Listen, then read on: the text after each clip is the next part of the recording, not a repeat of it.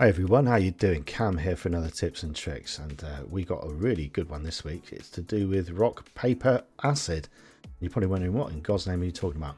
Well, I'll get into that in a minute or two, but can I first thank everybody who subscribed to the channel? It makes a massive difference for me. It means that I'm doing something right, or at least I think I'm doing something right. And if anybody hasn't already subscribed, please do, because it won't cost you anything. And it just makes a little YouTuber's day, like, you know. Oh, it's wonderful. It's absolutely wonderful if you could do it, but if you don't want to do it, that's fine as well. If you can like, that's even better. Thanks very much. So today's video is all about resources that you come across that you probably think at the beginning are not that important, but incredibly important for end game. And we're going to go through all of these and how you can obtain them and why they are important.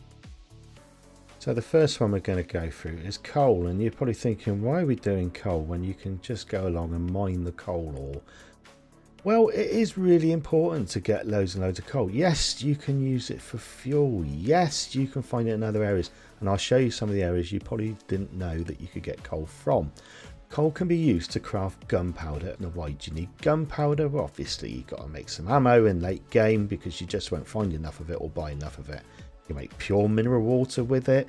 And you can make wheels. Wheels can be difficult to find. And if you're going to build yourself your own vehicle, then you're going to need wheels. So where can you get coal from if you're not going to get it from the ground? Well, you can bash in a load of burnt trees. I expect you already know that one though, don't you? Did you also know that you could take apart a wooden stove and get it? Or how about a campfire? Personally, I'd stick to the nodes. So now we're on to the paper bit. So why do you want paper? Why is paper so important? Well, you can make three things out of paper. One of them is the cigar. The cigar is an item of clothing that you can either craft, or you can loot, or you can buy, and you can wear this. Why is it so great?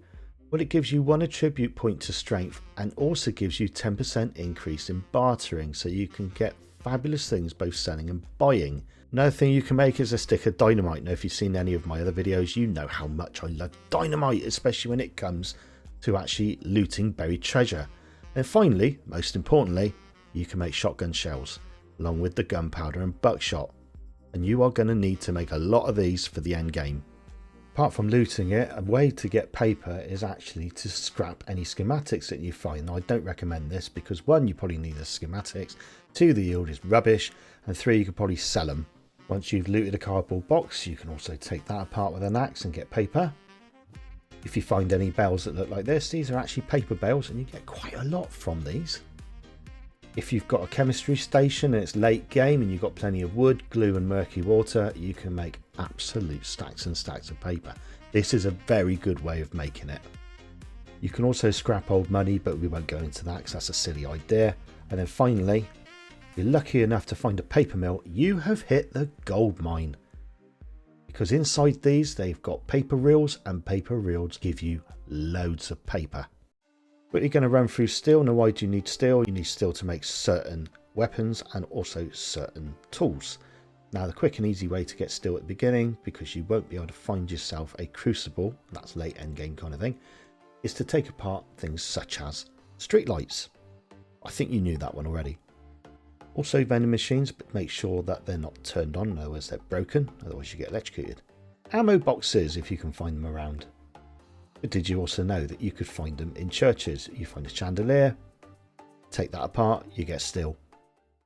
And finally we get to bottles of acid. Now, why are bottles of acid included in this? Well, you can't make it, okay? So it's a very rare commodity to find in 7 days to die. Why do you need it? Well, you can make a chemistry station out of acid. You can make Grandpa's learning elixir, Grandpa's moonshine, make a car battery if you wanted to, military fibre, recog. But you can also make the wheel. But like I said, it is so hard to find. As you're watching this, you can see how many sinks I'm trying to loot and how many chemical stations I'm trying to loot just to find one bottle to show you. So there you go, everybody. Rock, paper and acid with a little bit of steel chucked in. Thanks for watching. Really do appreciate it, and I'll see you for next week's. Bye bye.